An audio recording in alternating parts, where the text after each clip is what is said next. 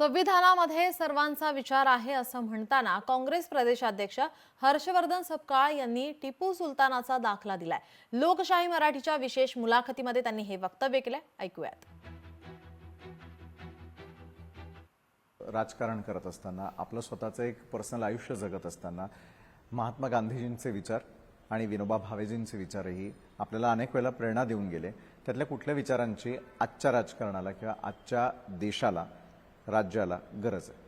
बाबासाहेब आंबेडकरांनी जरूर त्याच्यामध्ये ड्राफ्ट करण्याचं ते लिहिण्याचं काम केलं। मात्र संविधान काय तर त्यामध्ये महावीरांचा विचार आहे, तथागत गौतम बुद्धांचा विचार आहे, बसवेश्वरांचा आहे, चक्रधर स्वामींचा आहे, संपूर्ण वारकरी संप्रदायाचा आहे, जो जे वांछिल तो ते लाहो प्राणी जात ज्ञान पसायदानाचाही त्याच्यामध्ये विचार आहे, शिवशाहू फुले आंबेडकरांचा त्यामध्ये विचार आहे, गाडगे महाराज, तुकडोजी महाराज, महात्मा गांधींचा विचार आहे, शिवाजी महाराजांचा आहे, टिपू सुलतानचा आहे, तर दुसरीकडे गुरु नानकांचा त्यामध्ये विचार आहे। आणि ह्या सर्वांच्या प्रतिमा, हे सर्व फोटो प्रतिमा त्या आपल्या संविधानात आहे।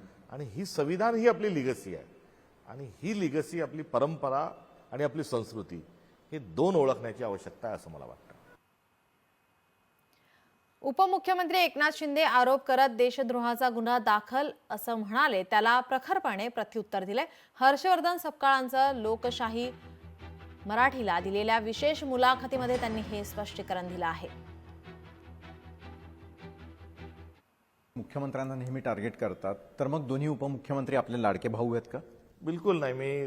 माझ्या तर जे एकनाथजी शिंदे साहेब जे आहेत त्यांनी तर माझ्यावर थेट देशद्रोहाचा राजद्रोहाचा गुन्हा दाखल करा हाच त्यांनी आरोप केला आणि त्या आरोपाला मी देखील तेवढ्याच प्रखरतेने त्यांच्यावर मी आरोप केले, म्हणजे त्याचं प्रत्युत्तर मी दिलं।